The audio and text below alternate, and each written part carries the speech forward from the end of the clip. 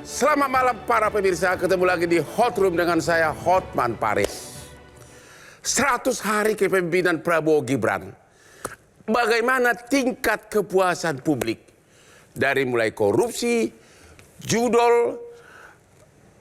Sekarang ini ada lagi isu yang sangat penting, pagar laut. Apakah Prabowo telah berhasil memenuhi keinginan publik? Inilah Hot Room 100 hari kepemimpinan Prabowo Gibran.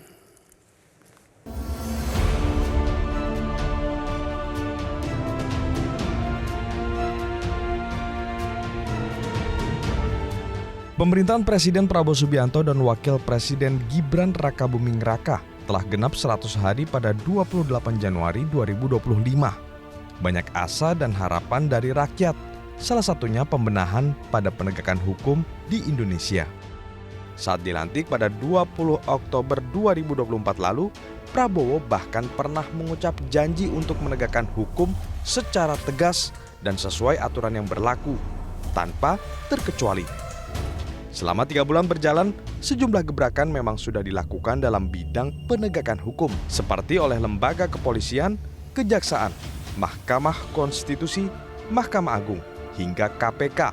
Ada yang puas, namun masih banyak juga yang mengkritik. 3 bulan masa kerja Kabinet Merah Putih memang bisa dibilang terlalu prematur.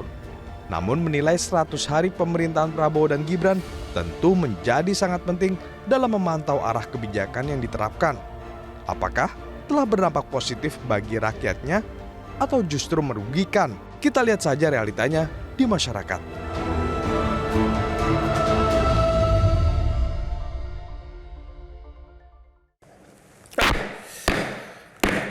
Hotman Paris selalu mengingatkan kepada para netizen, khususnya yang berumur 50 tahun ke atas, agar selalu sering minum kopi.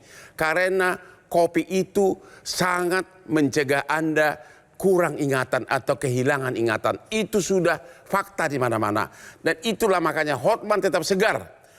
Kopi luwak hitam premium. Kopi kesayangan Hotman dari mulai subuh sampai malam. Aman di lambung. Oke. Halo Pak Lili Romli. Halo Pak Hotman. Coba kasih pandangan Bapak. Tingkat kepuasan publik terhadap 100 hari kepemimpinan Prabowo Gibran. Ya, saya kebetulan dari BRIN itu tidak melakukan penelitian, Ya. Kajian tentang 100 hari pemerintahan Prabowo Gibran ini. Ya. Tetapi Kompas kita sudah tahu merilis bahwa tingkat kepuasan atau approval rating pemerintahan Prabowo Gibran 100 hari ini cukup mengejutkan. Karena maksudnya membanggakan. Membanggakan. Ternyata itu tingkat oleh media terkenal ngomong gitu. Iya, betul. Bapak sendiri? Ya, saya kira saya melihat gitu kan, wajar kenapa tingkat kepuasannya itu tinggi. Ya. Karena salah satunya adalah kebijakan populis yang dilakukan. Misalnya, kita tahu bahwa Pak Prabowo ini kan pertama melanjutkan kebijakan dari Pak Jokowi. Ya. Yang terkenal adalah bansos. Bansos. Bantuan sosial atau BLT itu kan digelontorkan pada akhir Desember sekitar 38 triliunan. Ya. Tentu ini membuat masyarakat tingkat bawah itu merasa nyaman dan aman dengan digelontorkannya bansos itu. Apakah termasuk itu makan gratis? Nah, yang kedua adalah makan bergizi gratis sekarang istilahnya begitu. Meskipun memang belum seluruh wilayah di Indonesia ini kan yang menikmati makan bergizi gratis. Tapi kan ada beberapa profesor mengatakan makan gratis itu merupakan penghinaan terhadap bangsa. Nah itu ya. Kalau saya sendiri memang dari awal tidak setuju terkait dengan program itu. Tetapi direspon oleh masyarakat. Salah satu kenapa kemudian masyarakat banyak memilih kepada Prabowo kan program yang populisnya itu, makan siang gratis itu, gitu kan. Korupsi bagaimana? Apakah Prabowo berhasil dalam 100 hari? Ada kepuasan publik gimana? Saya kira ya kita lihat dari indeks persepsi korupsi kan memang rendah sekali. Karena memang publik melihat bahwa pemberantasan korupsi ini masih jalan di tempat. Nah sekarang yang mencuat adalah terkait dengan sekjen PDIP, tapi orang kemudian mengasosiasikan terkait dengan politik gitu loh. Jadi Anda mengatakan apakah Prabowo Gibran itu menunjukkan keseriusan memberantas korupsi? Harusnya begitu, karena setiap pidato-pidatonya gitu kan bahwa harus memberantas korupsi sampai ke akar-akarnya. Meskipun kita juga agak kecewa ketika ada pernyataan gitu ya yang kemudian menjadi viral akan memaafkan kepada koruptor, tetapi kemudian kan direvisi. Kalau judul gimana judul? Apakah terdapat kemajuan yang serius dibandingkan zaman Jokowi? Publik mengapresiasi tentang pemberantasan judul ini, sehingga kemudian Ibu Menteri Mutia itu kan termasuk juga yang dianggap kinerjanya baik berdasarkan penelitian Kompas gitu. Jadi secara overall Anda mengatakan bahwa tingkat kepuasan publik terhadap Prabowo Gibran itu tinggi. Tinggi itu ya. Nah, kenapa tinggi itu saya lihat kan ya pertama Pak Prabowo ini kan sudah punya modal. Modal sebagai pemilih dia 58%. Jadi loyalisnya itu udah 58 sampai 59%. Sudah otomatis mendukung. Ditambah kemudian kebijakan-kebijakan populis tadi terkait dengan bansos, terkait dengan kenaikan UPM, upah minimum provinsi itu kan, terus pembatalan PPN yang naik 12% itu. Jadi beberapa kebijakan-kebijakan populis itu dia direspon baik oleh publik. Meskipun menurut catatan saya kebijakan itu dilakukan ketika ada tekanan dari publik. Begitu. Nah itu mestinya itu jenen nggak boleh ada tekanan. Harusnya inisiatif langsung begitu. Inisiatif langsung. Pak Henry Satrio. Ya Pak. Pak Lili memuji benar keberhasilan Prabowo Gibran. Anda bagaimana?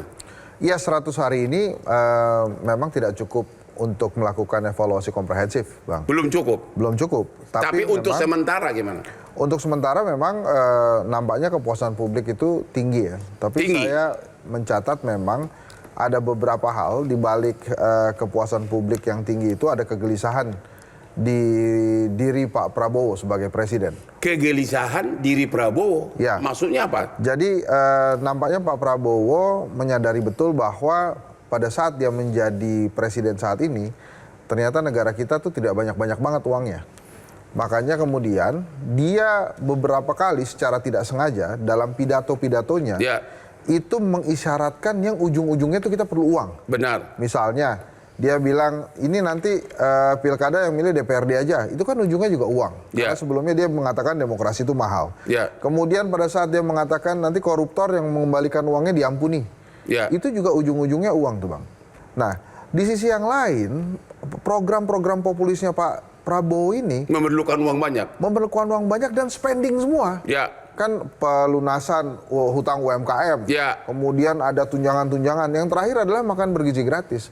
Sementara pemasukannya itu kan kemarin batal tuh. Yang 11% kemudian disesuaikan jadi 12% pajak PPN. Itu kemudian kan batal. Maka kemudian muncullah pertanyaan-pertanyaan dari masyarakat. Nah ini program-program spending ini siapa yang membiayai? Makanya kemudian pada saat Tiongkok mengatakan bahwa Tiongkok akan mensponsori makan bergizi gratis. Kan pertanyaan kita adalah, terus Tiongkok dapat apa dari Indonesia? Dia kan bukan badan amil zakat kan? Yang kemudian 12,5% keuntungannya diberikan kepada Indonesia. Kayak gitu juga gitu. Makanya kita bertanya-tanya. Anda sendiri mencurigai apa motivasi Tiongkok menawarkan itu? Waktu itu kan ada polemik garis putus-putus yang ada di Laut Cina Selatan. Nah, lantas kemudian kan itu juga dikoreksi.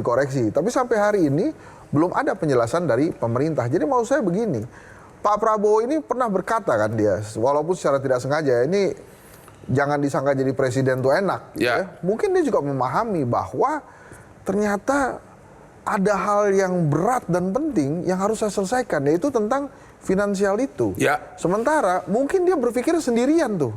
Karena mau gimana sampai hari ini Bang, saya mencatat saya sulit sekali menemukan ada footage Pak Prabowo ngobrol bicara diskusi dengan wakil presiden misalnya. Ya. Nah itu kan artinya dia sulit juga nih punya teman berbincang. Sementara lagi nih Bang, dia pernah mengatakan bahwa kita akan membuat badan penerimaan negara. Itu juga sampai hari ini belum ada. Jadi saya kebayang juga bebannya Pak Prabowo. Dia punya program spending, tapi nggak ada pemasukan. Di sisi lain, gangguan-gangguan, terutama dari para pembantunya itu terus muncul. Mulai dari peristiwa Esteh, peristiwa RI 36, kemudian tadi Abang sudah sebutkan ada pagar laut lah. Ada kemudian keseleo menterinya mengatakan, saya nggak tahu nih latar belakang si staf sus yang saya angkat. Jadi netizen berkata begini, Pak Prabowo ini dibantu oleh alam dalam menyeleksi pembantu-pembantunya. Nah itu kan, nah ini maksudnya dibantu oleh alam apa? Iya, jadi misalnya ada peristiwa Esteh itu kan dibantu oleh alam tuh, RI 1 mundur, terus RI 36, begitu tuh Bang. Jadi makanya 100 hari ini juga yang ditanya-tanya publik itu adalah seperti waktu di 21 Oktober 2024. Menteri-menteri dilantik jam 10. Jam 12 sudah pada bertanya, ini kapan reshuffle-nya? Sekarang sudah 100 hari, orang kembali bertanya, ini mau ada reshuffle atau tidak? Menurut Anda? Menurut saya, habis lebaran kali ya. Karena menurut saya itu Pak Prabowo mungkin ada baiknya lah. Mungkin dia mau memberikan kesempatan para menterinya ini halal bihalal lah di rumah dinas dulu. Gitu. Halal bihalal di rumah dinas dulu.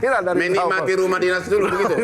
Kira-kira begitu. Belum lagi yang pagar laut ini kan tadi pertanyaan-pertanyaannya kok bisa tiba-tiba pagar laut ini mencuat. Padahal kan itu sudah panjang sekali itu 30,16 km. Kalau tidak viral, tidak ada keadilan gitu kan. Jadi ya akhirnya yang paling lucu nih dari pejabat-pejabat Pak Prabowo adalah saling mempertahankan diri, defense. Misalnya tentang pagar laut ini, semua pejabat-pejabat terkait, itu bukan saya, itu era yang lain. Itu bukan saya, itu bukan saya. Oke, kita lanjut ke segmen berikutnya.